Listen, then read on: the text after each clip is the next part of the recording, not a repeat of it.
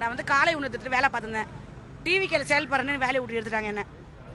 அதுவும் எப்படி எடுத்தாங்கன்னா, என்னை 3 லேடிஸ் வந்து உள்ளே கவர்மெண்ட் ஸ்கூல்லே உள்ளே வச்சு அடித்து துன்புறுத்தி கையெழுத்து போடு கேட்டு டார்ச்சர் பண்ணி நான் மனநோயிலே ஆயிட்டேன் அப்படின்ற ஒரு இது சொல்லி ஒரு வதந்தி கிளப்பி விட்டு அவ்வளோ கொடுமைப்படுத்தினாங்க என்ன. இப்போ நான் பேசுகிறேன், மனநோயில் நான் பேசிட்டு இருக்கேனா நீங்கள் சொல்லுங்கள். அப்படியெல்லாம் பண்ணி தான் அந்த ஆட்சி நடத்தணும்னா தயவு செஞ்சு போடி வராத நீ. இந்த ஆட்சி நீ இருக்கவே கூடாது. நான் பகிரமாக இதை வெளிப்படுத்துறேன். ஏன்னா இன்னைக்கு இவங்க நிக்கிறாங்க அத்தனை பேரும் இன்னைக்கு ஏதோ ஒரு விதத்தை பாதிக்கப்பட்டிருக்காங்க. என்ன மாதிரி பேச முடியாத இடத்துல இருப்பாங்க. ஆனா என்னால வந்துட்டுங்க நான் பேசிட்டு இருக்குங்க. இது மாதிரி யாருக்குமே நடக்கக்கூடாது. காலை உணவகத்துல மனச்சாட்சி இல்லாம மிருக மாதிரி வேட்டையானானுங்க என்ன கும்பலா லேடிஸ்ல இருந்து ஜென்ஸ் வரைக்கும்.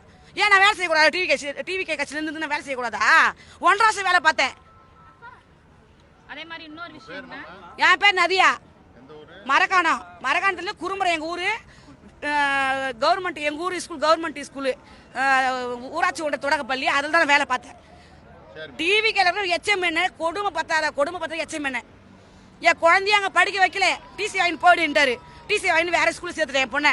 அப்போ நான் வாழவே கூடாதா? 3 பெண் குழந்தை வச்சு கஷ்டப்படுறேன். யாரால? உன்னால தான் கஷ்டப்படுறேன் நான். இந்த மண்ணாட்சி தான் கஷ்டப்படுறேன் நான். எங்கள் அம்மா ஜெயலலிதா வந்தாங்க, அப்போ கூட நாங்கள் கஷ்டப்படல.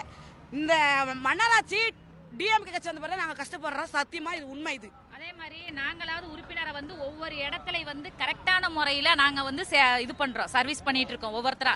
நீங்க என்ன பண்றீங்க? வீடு வீடா போய் எங்களுக்கு 5 லட்சம் பேர் வந்திருக்காங்க. நாங்கெல்லாம் உண்மையா உழைச்சவங்க தான் எங்க கட்சிக்குள்ள உறுப்பினரா வந்திருக்கோம். நீங்க வீட்டுல வந்து என்ன பண்றீங்க? உங்க ஓட்டர் ஐடியா கொடுங்க, ஆதார் கார்டை கொடுங்க. ஒரு 5 நிமிஷம் கழிச்சு எதுக்குங்க வாங்குறீங்கன்னு கேட்டா உங்க உறுப்பினரா நாங்க சேர்த்துட்டோம். யாரை கேட்டுங்க நீங்க எங்களை உறுப்பினரா சேர்க்கறீங்க? எங்களோட உறுப்பினர் சேர்க்கை வந்து எங்க அண்ணன்ட்ட இருக்கு. உங்களை யாரு நீங்க வெறும் இதை மட்டும் நீங்க எடுத்துட்டு நீங்க எப்படி எங்களை எல்லாத்தையும் உறுப்பினரா சேர்க்கலாம்? உறுப்பினரா சேர்க்கணும்னா சரியான தகுதியா எடுத்து நீங்க இதுல சேர்றீங்களா வைக்கிறீங்களா, உங்களுடைய குறைகள் என்ன அப்படிங்கறத கேளுங்க. அவர் செஞ்சதுக்கு அப்புறமே ஏன் ஒன்னொன்னா செய்யறீங்க?